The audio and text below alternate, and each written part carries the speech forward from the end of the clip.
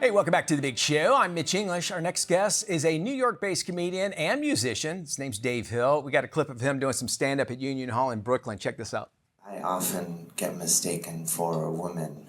This is true, and I know a lot of you are like, oh, come on, Dave, I don't see that at all. But some of you are like, actually, I could kind of see that, Dave. And I don't know if it's because of my delicate features or my casual elegance, or I kind of have mom hair. Like, it's like, not long, but it's still pretty fun and like well-suited for the on-the-go lifestyle. Like, dropping kids off at soccer practice, or like putting on a really fun last-minute pizza party. Basically, whatever you need done, I could totally get it done with this haircut. But it's true, it happens like every couple months or so I get mistaken for a woman, which is a lot when you consider the fact that I technically am a man.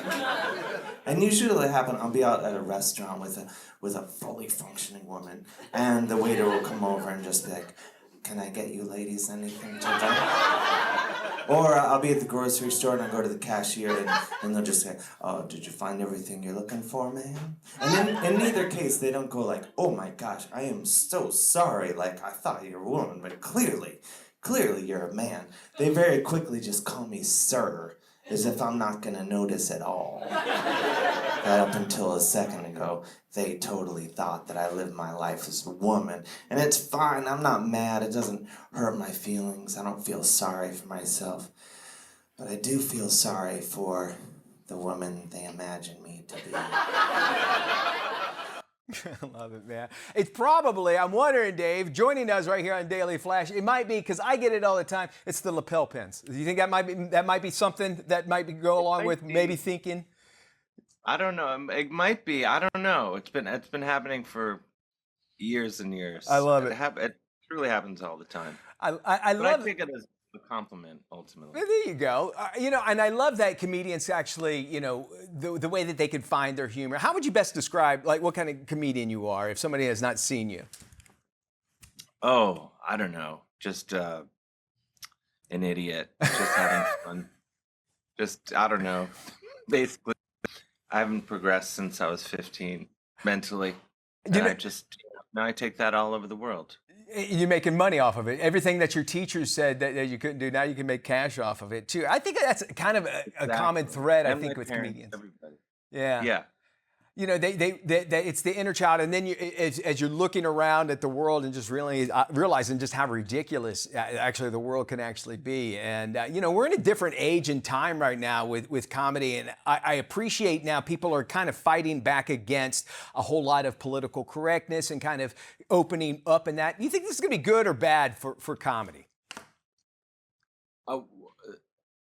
What, the current world that we're in? Well, basically just the fact that people are getting too politically correct, and it's our comedians in the world that are actually saying, you know what, we need to step back from being so PC and maybe and not worried about getting canceled, and maybe thinking that there's a full world out there. Do you think this actually could be helping America, or could it hurt us in the long run? Well, I mean, the thing, people always talk about this with comedians, like, oh, we can't say what we want, but I'll tell you who's not talking. No comedians, we never talk about this with each other. I think it's not a real thing, honestly. Yeah. Comedians can say whatever I think whatever you want to say and whatever you want to talk about, there's going to be an audience for it. And, so I think it's, I don't know. I honestly don't think it's that much of a thing. I think you can kind of do what you want to do. So you might be more like the media, or people like myself too, kind of just saying there's a bigger problem. It's not as big as a problem as we're actually making it. And the comedians are just there, kind of like our mirror, to make us realize, hey, let's just have some fun and laugh. Yeah, I mean, yeah, I think so. I mean, yeah, I think it's more just something to talk about with other people, but comedians don't really talk about it, honestly. That's interesting. Yeah, I would love to sit down and just see what a normal day would be. Let's jump on to, you're very multi-talented by all means, a musician as well. You were just on tour with Tenacious D. That has to be a fun experience, getting up on stage and performing there. Where all did you were you able to tour with them? Yeah, it was. I mean, they're the best and the best guys, best band, their whole crew. Everyone's just amazing. I did the South with them last September, and then we just got back from, I did Dublin and the UK with them, and it was an absolute blast. There's me and Kyle Gass there, my buddy. Are you on bass? You play bass, right? No, I play guitar. Guitar, So okay. I opened for them, and then Kyle was nice enough to come out and play the recorder with me during part of my set, so to take things to the next level. I love that. That's cool. Yeah, it was a total blast. We did sold out arenas every night, which was totally crazy. I'd be in my dressing room before each show, completely panicking, but then you go out there and it's just fun.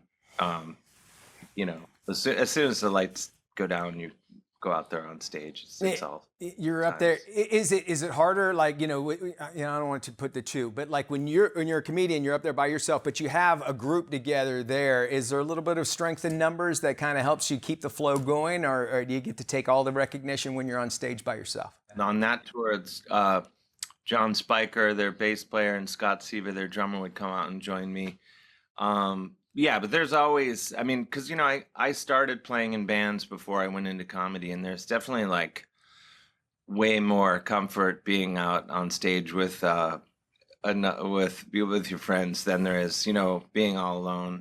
But I think having the guitar is helpful in, you have this big hunk of wood that can double as a weapon if things get really if things go downhill. You have a big hunk of wood to protect yourself. There you go. Dave, thank you so much for joining us. You can check out more. Go to Dave Hill online. Instagram, it's Mr. Dave Hill. He's got a new book out. It's called The Awesome Game, available everywhere.